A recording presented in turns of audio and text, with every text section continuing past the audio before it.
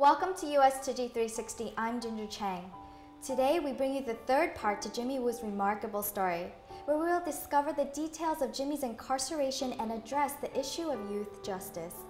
According to the Vera Institute on Justice, in New York alone, over 1,600 youths enter the state's juvenile detention centers each year, and the annual cost to detain a child is about $210,000. But instead of sentencing these troubled young people to jail, the key is to prevent and intervene before harm is done.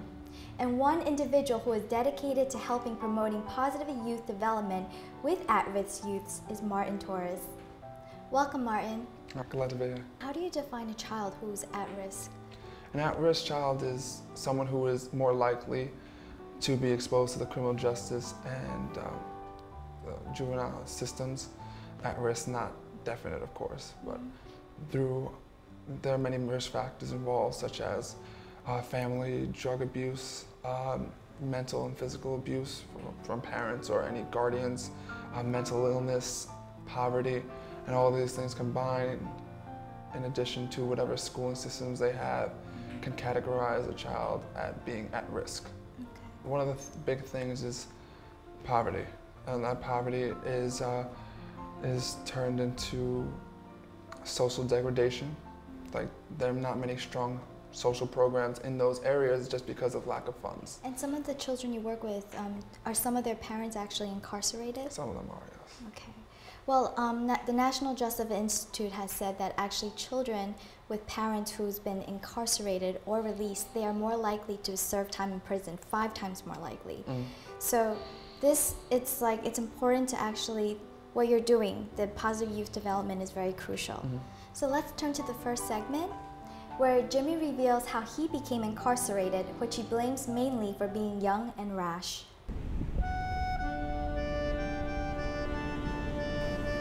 It's been 16 years, exactly 16 years. You were a stupid little kid, a 16-year-old. I didn't know what you were getting yourself into. 16 years later, I'm proud of you. You did everything you said you were going to do. I know you're going to accomplish all of your dreams. I know you're not going to let those 13.5 years of incarceration be for nothing. Every lesson, every moment, every person who had ever taught you anything meaningful, anything life-changing, those are the things you must retain and remember for the rest of your life. You must use those lessons to help others. It is your obligation, and it is your responsibility.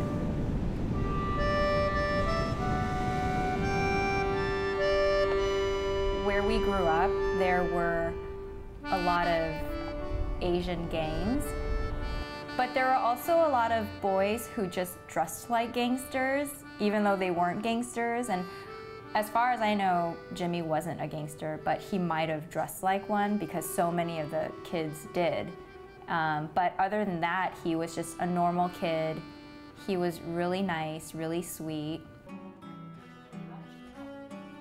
Look at my mom's hair. I know, right?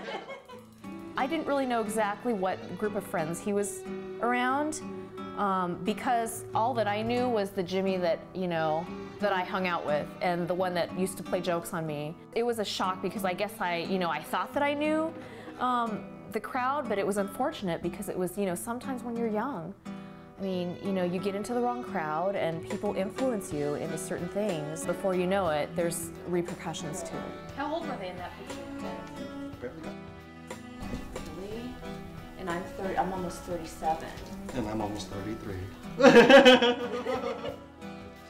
Exactly 4 years apart. January of 1996, it was maybe 3 days before my arrest.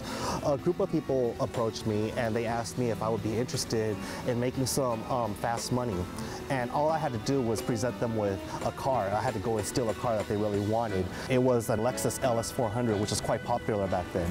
So I was promised that if I was to commit this crime, I would receive like between $10,000 to $20,000. So being 16 years old, I was very intrigued by the possibility.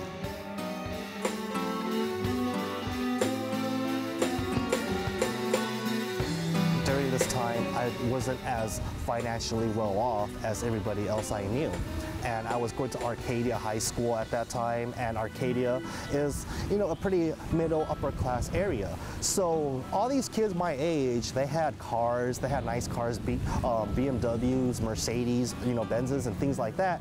And here I was, a person that was still dependent on other people for transportation, sometimes taking the bus and things like that. And I wanted to be like these other kids. I wanted to be the guy that had a car, that had the prettiest girlfriends, things like that, you know. So I told these people that, yeah, you know, I was interested. We're failing them on every dimension. We're failing them as families. We're failing them as communities. We're failing them as faith communities. We're failing them as a system. We're failing them as schools. And primarily, we're losing them at middle school. My son's in 7th grade now, and I'm telling you, I see his challenges. It's a funky time. Everything's changing. Academics are harder. You know, your body's changing. The girls are showing up. It's all really, it's a lot of stuff to handle, and a lot of our kids don't have the support to do it. 2 other people joined me during the act of this crime, and we were able to find an elderly couple that had this card. At gunpoint, we asked them to please just cooperate. All we wanted was their car. We didn't want to harm them in any way. So we followed them to their residence, proceeded to blindfold them and to basically tie their hands and legs together so that they wouldn't be able to run away. We thought we were doing something smart by taking these victims of our crime with us. We thought that because cars had low jack, it would possibly be better for us to take our victims with us until we dropped off the car to where it needed to go, and then we would drop them off at a different location, because we didn't want for the victims to call their low jack number and to have us basically caught in transit to wherever we were supposed to drop this car off. When Jimmy was here, I think the youngest was like 14, and that was really rare. You didn't have a lot of 14-year-olds. But over the years, the age has gotten younger and younger. We had a 10-year-old girl, she just went to another juvenile hall. She's in 4th grade, 10 years old is the youngest. Because we were so young and stupid. We thought kidnapping was like what we see in movies and on TV, where you take somebody, you hold them hostage, and you call their family for money. We thought that's what kidnapping was. We didn't think that just because we were moving one person from one place to another without their full consent, that was kidnapping. But now, as a grown man and going through our California prison system and learning some of the laws, I know that kidnapping is actually moving from one person from point A to point B for only X number of feet. Maybe it's like only 5-10 feet, and that's kidnapping, and that can result in a life sentence. I didn't know that as a 16-year-old. So we did take the victims of our crime with us, and we did drop off the car to where it needed to go. And as we were in the process of dropping off our victims in an alley, that is when a patrol vehicle happened to go by for a routine inspection. There was only one way in and one way out, and the patrol vehicle blocked the only entrance and exit. So that's how we ended up getting arrested. And so we were caught while we were actually removing our victims from our vehicle to put them there, and we were going to let them go and just leave. People have done something wrong. There has to be a certain punishment that they get as a consequence for their actions. That doesn't mean that we continually punish them, we throw away the key and lock them away for the rest of their lives. And I think that has to be always reviewed on a case-by-case basis. We've seen kids in Juvenile Hall who have changed their lives dramatically, and not just because they've got a sentence coming up, but because they really believe that what they've done is wrong, and they've seen things, they've grown to a maturity by the time they're 18 or 19, and they continue to grow and see what they've done has been wrong. And they also want to learn something from their own life and pass that on to people who have been in their own position and who are gang members and no longer want to be part of that. I mean, after next month I'll be done. For 3 years, because I'm on high control. But after next month I will be done. Right, okay. Most of the time the kids, when they're here, they're already going to court. They want to do their best here. And they usually do. You can see kids who excel. The classes, you only have boys, so the girls aren't a disruption. They want to do well. They want to take something to court that shows they're doing well. I think sometimes when the kids get here, they realize, you know, what am I going to do with my life? I'm almost 18, so then they really start focusing. They always want to know, you know, what classes do I need to graduate? How many credits short am I? What credits do I need? So I think it kind of, you know, it stops them where they have to stop and think, hey, what am I doing and where am I going to go? Probably the good thing about Juvenile Hall, it's just not a timeout, but it's an environment in which a kid through different mentors and a kid through different programs could not only reflect upon himself, but to grow through schooling, through listening to the teachers, staff, programs like Inside Writers, if they get religious, if they study the Bible, so that it expands their minds, enters it to a different consciousness. Welcome back. New York and North Carolina remain the only two states in the entire country that still automatically charge a 16-year-old as an adult. Martin, what's the downside of putting a child through the adult criminal system, especially the mental health aspect? Well, the big downside is the reoffense record. If you take two 16-year-olds who commit the same crime, put one through the adult system, put one through the juvenile system, the one through the adult system is much more likely to be back within the system within 6 months. And that's a very, very unfortunate side effect, because the juvenile system is more rehabilitative and the adult system is more punitive in punishment. And when you put a child through that adult system, it's almost like you're inhibiting their potential. And when you're inhibiting that potential and putting them through a jailing system, which is not as pristine as it should be, it's going to create a myriad of mental problems for the child, even because relatively their brain is still developing until the age of 21 until 25. So you're just inhibiting that real growth in a child. What I do when I work there is just try to empathize with them, not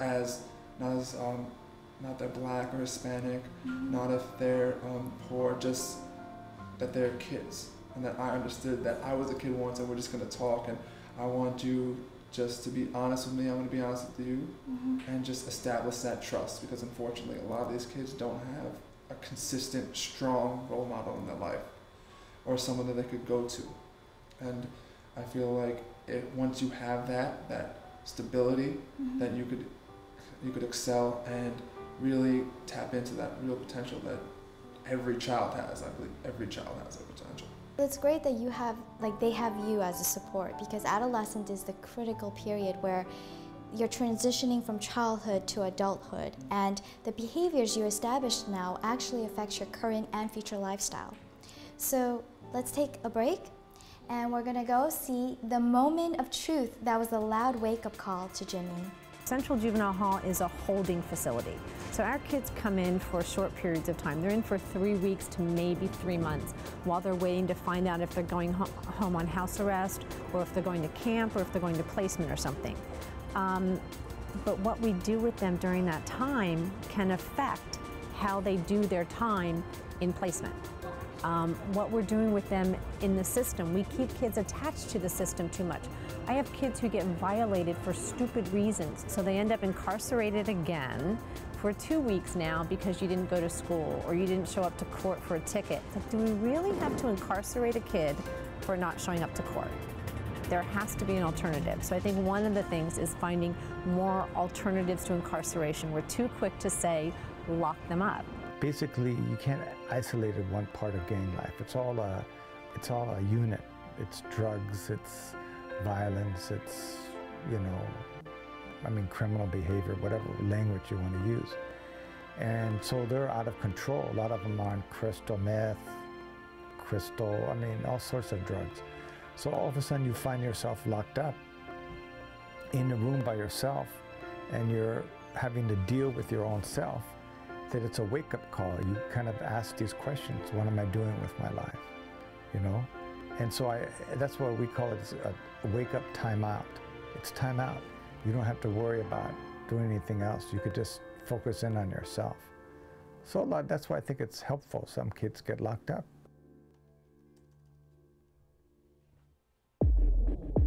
They're actually, rather than a kid that gets, commits a serious crime and goes to Silmar and then has a little bit of time there and then he immediately goes to county.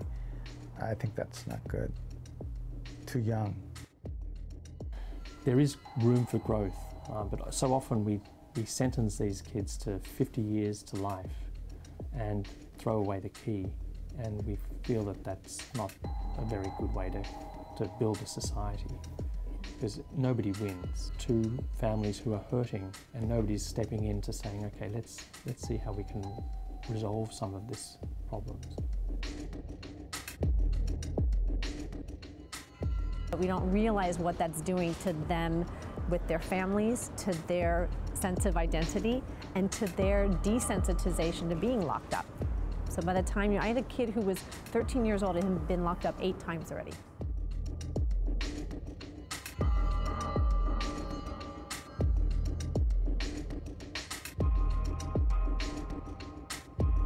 Not that they want to come here, but sometimes, and especially for the girls, it's safer.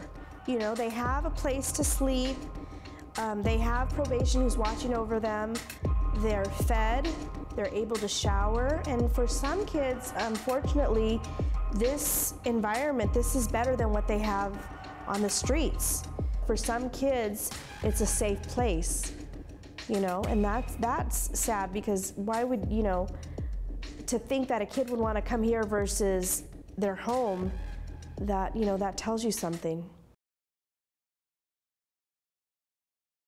Soon, the first time I walked into court as a prisoner, I asked myself, what am I doing with my life? Who am I becoming? How did I get to the point of being locked up? Jesus, help me when I go to court. Help me be clear within light, so that judge and lawyers will see in me someone who wants to do something with my life.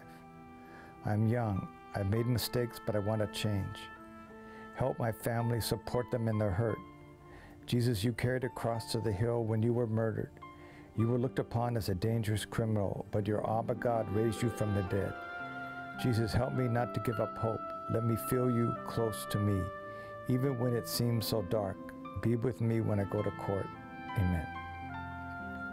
So we ask God to be with us, with the spirit of our youngsters. Amen.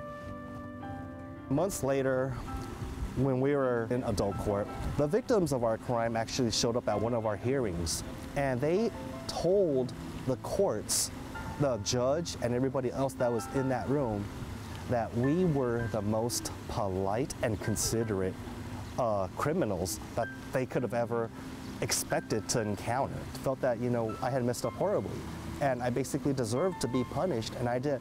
By them, being so kind in their words and in their thoughts of how they viewed us, it actually hurt me even more, because it was the opposite reaction of what I expected from them. I expected them to be very bitter, to be very angry, to want the judge to basically throw the book at us and lock us away forever. But then a complete opposite that they did, and it was like that other saying goes, kill your enemies with kindness. We went home from court that day just feeling like, wow, how could we have done this to people like that, that have such huge hearts, that have such amazing abilities to be able to forgive someone or people that have just come in and basically traumatized them.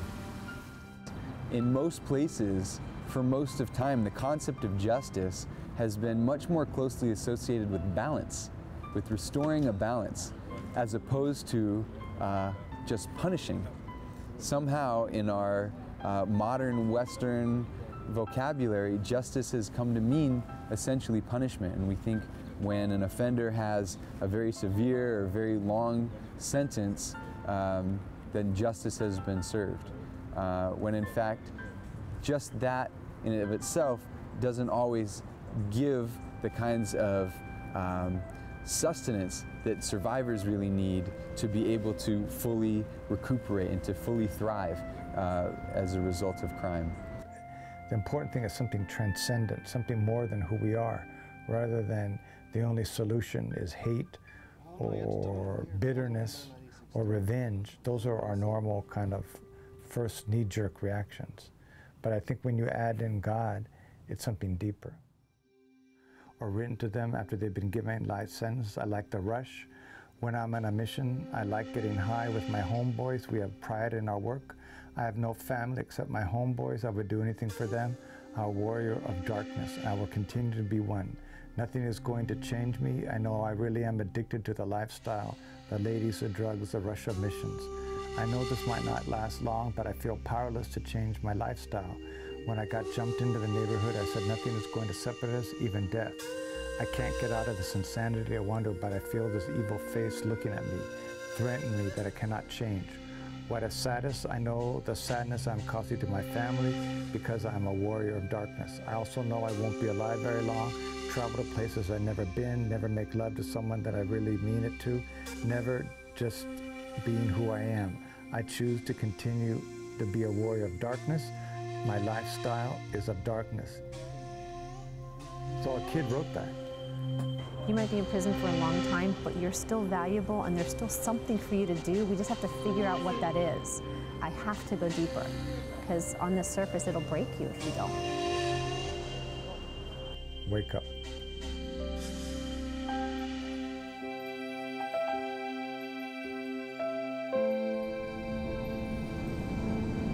Don't ever forget everything you've been through, everything that has happened. You must remember. You must remember all of it.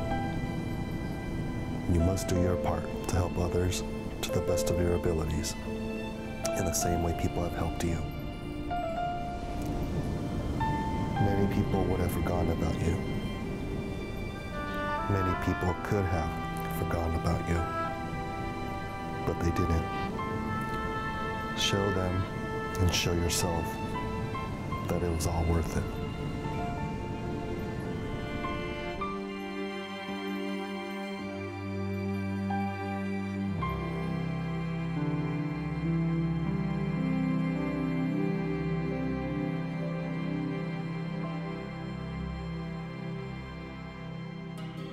Seth Weiner brings up a very good point that justice is more about bringing balance and rehabilitation.